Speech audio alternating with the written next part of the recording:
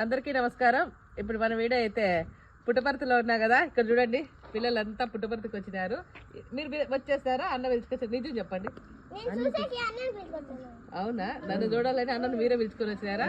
చూడండి, 3 రోజుల ఇంటి లేని దానికి నన్ను చూడాలని వాళ్ళ అన్నను పిలుచుకొని వచ్చినారంట. ఈరోజు స్కూల్ లేదు కదా, దానికోసం పొద్దునైతే ఇంటి దగ్గర అంతా క్లీన్ చేశారు, పని చేసేసారు కదా. అవునా? మంచి పని చేసినారు నాన్న. ఈరోజు స్కూల్ లేదానికి ఒక పని అంటే కల్పించుకున్నారు. మీరు మంచి సేవ చేస్తారనమాట.